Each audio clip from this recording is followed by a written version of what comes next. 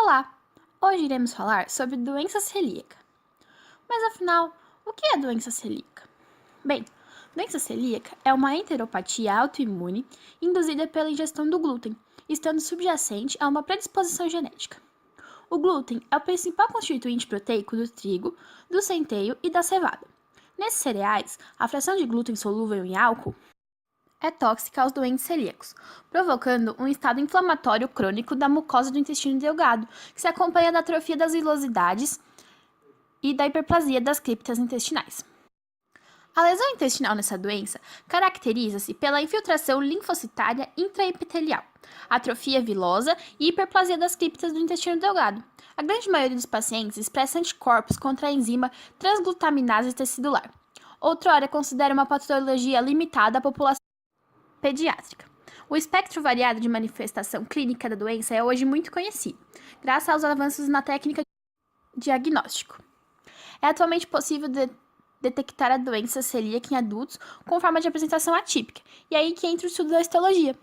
As complicações mais graves são o desenvolvimento de neoplasias, e uma dieta sem glúten continua a ser o único tratamento da doença celíaca, o que conduz, na maioria dos casos, à remissão clínica, laboratorial e histológica.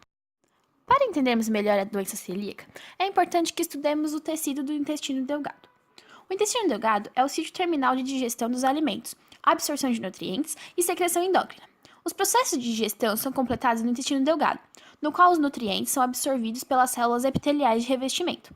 O intestino delgado é relativamente longo e consiste em 3 segmentos: duodeno, jejúnio e assim como todo o tubo digestório, é composto de uma camada serosa, uma camada muscular própria, uma camada submucosa e uma camada mucosa.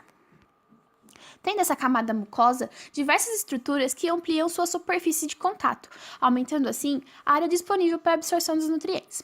Quando observado a olho nu, o revestimento do intestino delgado apresenta uma série de pregas permanentes que consistem em dobras da mucosa e da submucosa. Essas pregas são mais desenvolvidas na parte do jejúnio. Na camada mucosa, as vilosidades intestinais, ou vilos, são projeções alongadas formadas pelo epitélio e pela lâmina própria. No duodeno, tem forma de folha, gradualmente assumindo forma de dedos, à medida que se aproxima do ilho. O epitélio de revestimento dos vilos é do tipo cilíndrico simples, formado principalmente pelas células absortivas, que são os enterócitos e células caliciformes, e se continua com o epitélio das criptas, que por sua vez contém algumas células absortivas, células caliciformes, células enteroendócrinas e células contando também com algumas células tronco. A cripta ela tem um formato tubular e apresenta um compartimento proliferativo do intestino. Células absortivas são células coronárias altas, cada uma com um núcleo oval de sua porção basal. No ápice de cada célula, a membrana plasmática se projeta para o lúmen, criando uma borda em escova. Pregas, vilosidades e microvilosidades aumentam muito a superfície de revestimento intestinal. Na doença celíaca, essas vilosidades se desgastam, diminuindo a absorção e causando danos à saúde. A doença celíaca pode ser classificada em 4 tipos.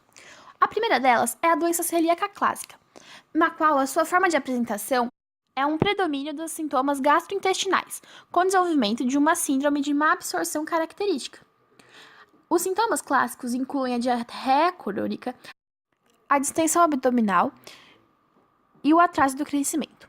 Essa tríade é mais comum entre os 6 e os 24 meses de idade e acompanha-se usualmente da atrofia das vilosidades na análise histológica da mucosa intestinal. O segundo tipo é conhecido como doença celíaca atípica. Ela distingue-se pela presença de poucos sintomas gastrointestinais